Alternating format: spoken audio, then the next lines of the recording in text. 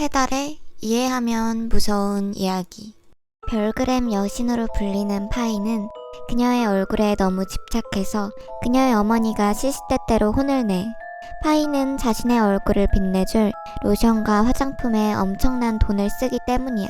파이의 어머니는 그녀에게 너무 많은 제품을 쓰는 것은 그녀의 피부를 망칠 거라고 말했어. 하지만 어린 파이는 엄마의 말을 듣지 않았어.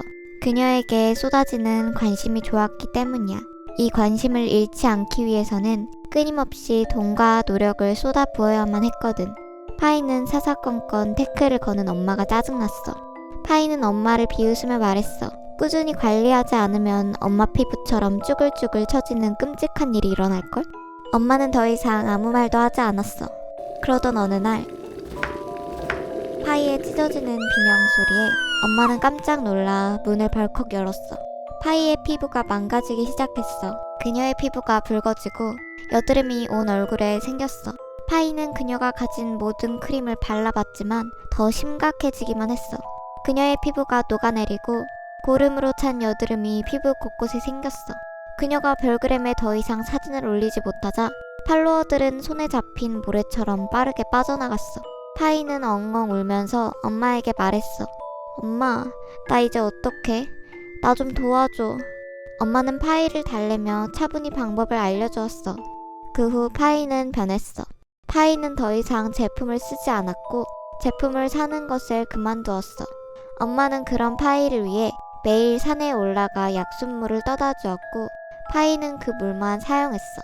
파이는 시간이 지나며 피부가 점점 좋아지는 것을 느꼈어. 자기 편이라고 생각했던 사람들이 모두 떠났지만 묵묵히 곁에서 자신을 위해 무한히 노력하는 엄마가 떠올랐어. 파이는 엄마를 무시해서 미안하다며 끌어안았어. 그녀의 어머니는 기뻤어. 드디어 고약하게 말 안 듣던 딸을 손쉽게 교육할 방법을 알게 됐으니까. 해석. 어머니는 자신의 말을 듣지 않고 자신을 비하하며 우쭐대는 딸 파이의 고집을 꺾어주기 위해서 파이가 얼굴에 바르는 크림들에 산성물질을 넣었습니다. 그리고 나서 딸이 망가진 피부로 울며 자신에게 부탁하자 어머니는 이제 더 이상 파이가 자신을 무시하지 못하고 자신의 뜻대로 움직일 방법을 알게 된 것에 대해 희열감을 느꼈습니다. 혹시 그런 느낌 알아? 아무도 나를 찾지 않을 때의 느낌. 술래잡기 놀이에서 아무도 숨어있는 나를 발견해주지 않았는데 자기들끼리만 돌아가 버린 그런 쓸쓸함. 차라리 날 미워해줬으면. 난 너무너무 외롭거든. 밖에서는 소리가 들려. 맛있는 음식 앞에 모여 도란도란 얘기 나누는 모습이 보여. 무슨 이야기를 하고 있을까? 나도 같이 이야기하고 싶어. 뒤에서 한참을 서 있었어. 근데 아무도 나를 바라봐주지 않아. 난 이방인이 되었나봐. 불 꺼진 방 안에 들어가 비좁은 침대 밑에 들어가봐. 드디어 아이가 들어왔어. 날 보면 무슨 표정을 지을까? 기대했지만 푹 꺼진 매트리스가 날 짓누를 뿐이었어. 나는 잔뜩 심술이 나서 아이를 괴롭히기 시작했어. 몰래 발을 걸어 넘어뜨리고 머리카락을 잡아당기고 가장 아끼는 장난감을 망가뜨렸어.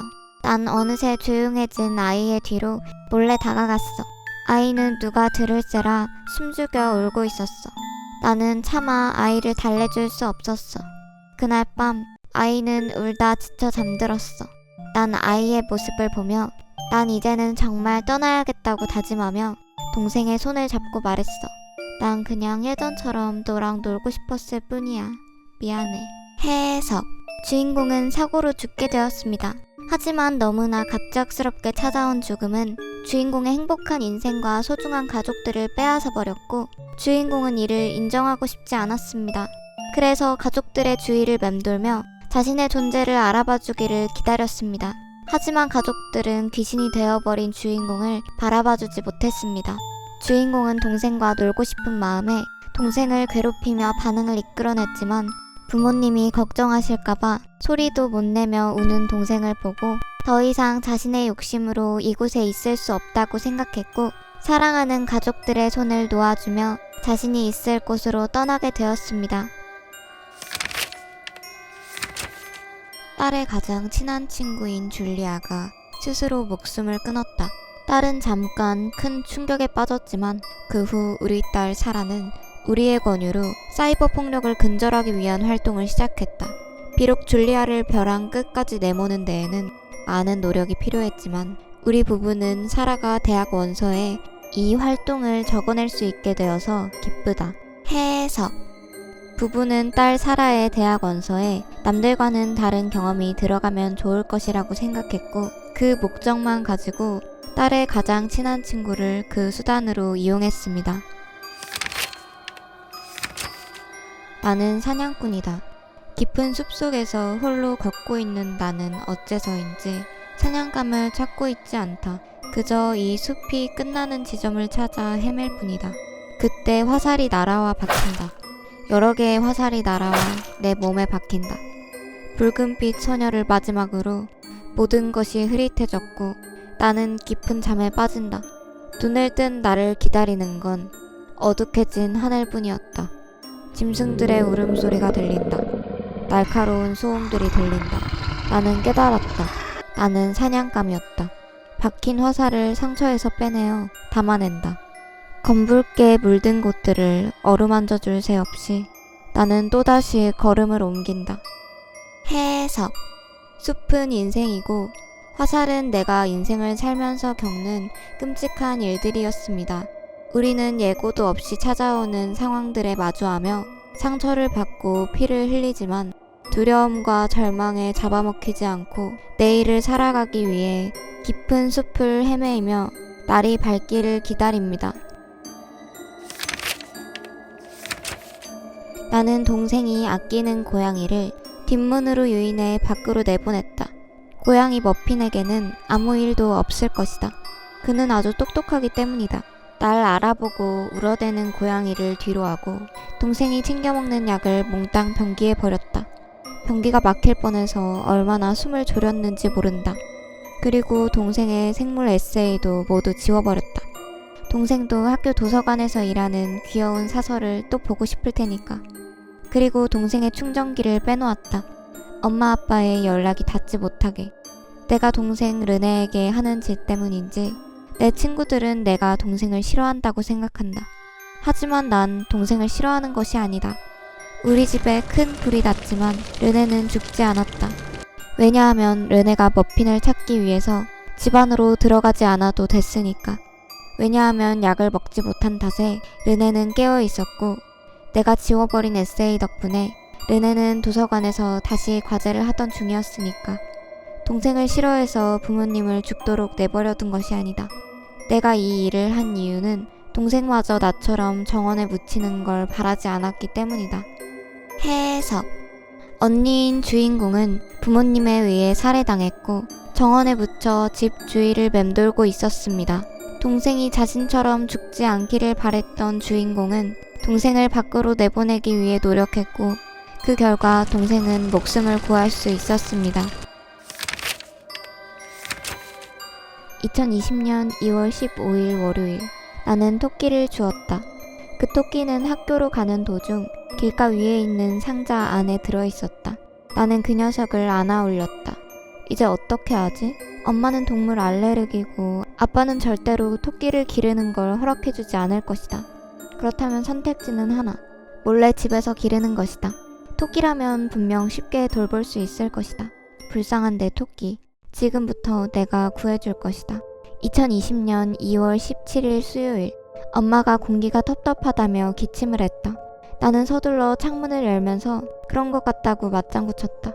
그리고 내 방으로 올라가 벽장 속에 손을 넣어 맛있게 간식을 먹는 가여운 아이를 쓰다듬었다. 2020년 2월 22일 월요일. 기르기 시작한 지 일주일. 드디어 엄마에게 들켰다. 아무래도 내가 학교에 간 사이에 벽장에서 나온 모양이다. 어떡하지? 이대로 가다간 틀림없이 버려질 것이다. 불쌍한 내 토끼가 더 불쌍한 토끼가 되어버린다. 하지만 내 예상과는 달리 엄마는 그날 밤 아빠와 의논하여 집에서 토끼를 기르기로 했다.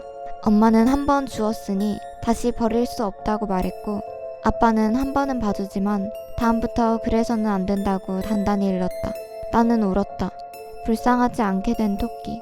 이제부터는 행복하게 살게 되는 걸까? 2020년 2월 23일 화요일.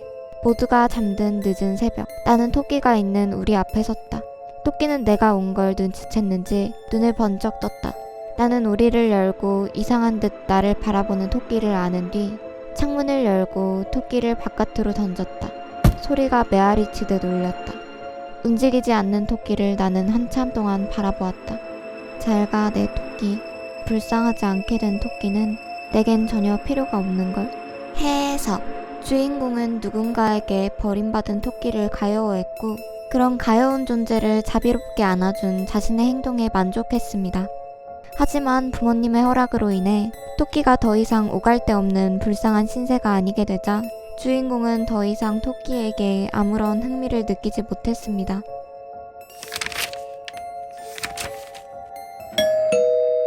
오늘은 B의 집에 초대되었다. 안녕?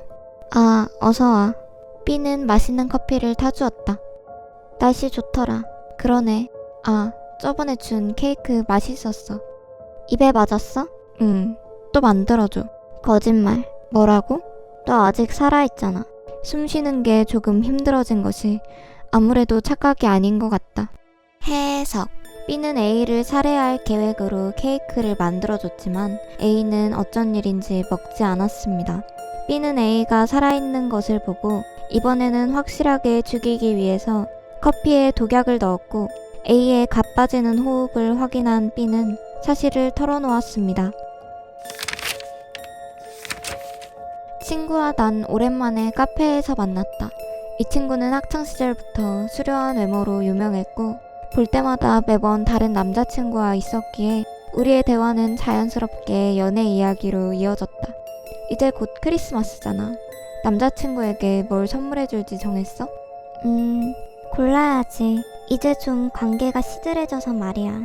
애정이 담긴 선물로 남자친구 마음을 돌리려는 거야? 그거랑은 좀 다른데. 친구가 곤란한 듯 웃더니 말했다. 이상하게 들릴지도 모르겠지만 진짜야. 내가 남자친구에게 뭔가 선물을 하면 말이지. 그 선물을 한 걸 사용해서 죽어버려. 어? 그게 뭐야? 선물을 사용해 죽는다는 말이? B군에게는 취직 선물로 넥타이를 보냈더니 넥타이로 목을 매서 죽었어. H군에게는 난로를 사줬더니 화재에 휘말려서 죽었고 Y군에게는 열심히 돈을 모아서 냉장고를 사줬더니 그 냉장고 밑에 깔려 죽었어. 나는 아득해지는 정신을 붙잡고 그럼 더 이상 선물을 하는 것은 그만둬야겠다고 말하자 친구는 의미심장하게 미소를 지었다. 그래서 기대가 돼. 이제 남자친구가 조금 질렸거든. 해석. 친구는 시간이 지나고 횟수가 거듭될수록 선물을 하면 남자친구가 죽는다는 가설을 확신했고 자신의 뜻대로 상황을 조종할 수 있다는 사실에 만족감과 재미를 느꼈습니다. 그래서 남자친구가 질리기 시작하면 남자친구에게 선물을 하기로 했고 친구는 이번 이별 선물도 공들여 준비할 것입니다. 이것은 저희 언니의 이야기입니다. 언니는 결혼 전까지 다니던 직장에 무척 사이가 좋은 친구가 있었습니다. 그 사람은 Y씨라고 하는데 항상 밝고 예쁜 Y씨를 누구나 좋아했습니다. 어느 해 2월, 언니와 Y씨는 함께 발렌타인 초콜릿을 사러 갔습니다. 언니에게는 지금의 남편인 남자친구가 있어서 그 사람을 위한 초콜릿과 직장 동료들에게 나눠주기 위한 초콜릿을 몇 개 샀습니다. 그리고 언니가 Y씨가 산 초콜릿을 보니 초콜릿 중에는 고급 초콜릿이 하나 섞여 있는 것이었습니다. Y씨는 평소에 남자친구가 없다고 말했기 때문에 언니는 좋아하는 사람에게 줄 예정인지 물었습니다. 그러자 Y씨는 고개를 끄덕이며 사귀지는 않지만 좋아하는 사람이 있고 이 기회에 고백할 계획이라고 대답했습니다. 언니는 진심으로 응원했고 Y씨도 기뻐했습니다. 그리고 2월 14일 언니는 회사 동기들에게 그리고 Y에게도 초콜릿을 주었습니다. 그러자 Y도 언니에게 초콜릿을 주었는데 둘은 거기서 웃음이 터졌습니다. 같이 초콜릿을 사러 갔기 때문에 둘 다 똑같은 초콜릿을 주었던 것입니다. 그래도 마음이 중요하니까 둘은 같은 초콜릿을 교환했습니다. 그리고 잠시 후 언니는 캐비닛을 정리하다가 Y씨의 책상에 실수로 발을 부딪히고 말았습니다. 거기서 운이 나쁘게도 Y씨가 책상 위에 놓아두었던 초콜릿 상자가 굴러서 그 아래에 있던 물이 들어간 청소용 양동이에 떨어지고 만 것입니다. 언니는 놀랐지만 바로 자신도 같은 초콜릿을 갖고 있다는 것을 떠올려 떨어진 초콜릿 대신에 자신이 받은 초콜릿을 Y씨의 책상 위에 올려두었습니다. 원래 언니는 단 걸 그다지 좋아하지 않아서 초콜릿이라면 사족을 못 쓰는 Y씨가 먹는 편이 낫다고 생각한 것입니다. 다음날 언니가 직장에 가니 Y씨가 초콜릿 안 먹었어? 라고 묻는 겁니다. 지금 와서 실은 초콜릿을 떨어뜨려서 자신의 것과 바꿨다는 얘기를 하기 조금 그래서 언니는 오늘 집에 가서 먹을 거라며 둘러댔습니다. 다음날 언니는 평소대로 출근했습니다. 언니는 거기서 먼저 출근한 동료에게 어제 Y씨가 죽었다는 소식을 들었습니다. 자택에서 모친이 발견했다는 것이었습니다. 처음에는 도저히 믿을 수 없었습니다. 바로 어제까지만 해도 아무 탈 없이 평범하게 이야기를 나눴는데 슬프다기보다는 멍해졌습니다. 그래도 그것보다 충격적이었던 건 Y씨가 스스로 목숨을 끊었다는 점이었습니다. 유서도 뭣도 없었지만 음독사였다고 전해졌습니다. 옆에서 지켜본 언니의 슬픔은 정말 괴로워 보였습니다. 그로부터 1년 후, 언니는 결혼 후 임신을 한 후에 친구를 잃은 슬픔도 점점 가라앉았습니다. 그런데 최근 언니는 또 그때 당시에 보였던 우울하고 창백한 얼굴을 보일 때가 늘어났습니다. 그 당시 이상으로 더 음울한 것이었습니다. 저는 걱정이 돼서 언니에게 물어봤습니다. 언니는 겨우 무거운 입을 열고 이야기해 주었습니다. Y씨가 죽고 난 1년 후의 발렌타인데이, 언니가 남편에게 초콜릿을 주려고 하니 그가 괴로운 듯 털어놓았다고 합니다. Y씨가 죽기 전에 그녀에게 고백받았다는 사실을. 친구의 남자친구라고 생각해서 계속 참았지만 괴로워서 이제 안 돼. 이대로라면 자살할 것인지 M을 죽일 것인지 둘 중 하나를 택할 수밖에 없어. 그는 놀랐지만 Y씨와 사귈 생각은 없고 언니하고는 곧 결혼을 약속했다고 이야기해서 Y씨를 납득시킨 것 같았지만 그 후 Y씨의 소식을 듣고 충격에 빠졌던 것이었습니다. Y씨의 자살 원인은 언니와 형부에게 있었던 것이었을까요? 저도 충격을 받았지만 언니는 얼마나 괴로웠을지 상상할 수조차 없었습니다. 차마 위로의 말도 건네지 못하는 저에게 언니는 말했습니다. 자살이라면 그나마 괜찮지만 이라고. 왠지 떠올리게 된다고 합니다. 초콜릿 먹었어? 라고 물었던 Y씨의 말. 자살하는데도 유서조차 남기지 않은 갑작스러운 죽음. 그날 바꿨던 초콜릿 상자. 자살할 것인지 M을 죽일 것인지 둘 중 하나를 택하고 말 거야 라고 말했던 Y를. 해석. Y는 M의 남자친구를 사랑했고 M과 그의 결혼 소식을 듣고 질투심에 눈이 멀어 결국 M을 죽이기 위해 초콜릿에 독을 넣어 선물했습니다. 하지만 운명의 장난처럼 M은 Y를 위해 자신의 초콜릿을 몰래 양보했고 Y는 결국 자신의 손에 죽고 말았습니다. 내 여동생은 조금 특이했다. 웃는 사람을 싫어했다. 남들이 웃으면 울기 시작했다. 그때를 제외하면 절대로 울지 않았다. TV도 보지 않았고 친구도 없었다. 그저 표정을 죽이고 있을 뿐이었다. 동생이 초등학교 5학년 때 왜 웃는 걸 싫어하는지 물어보았다.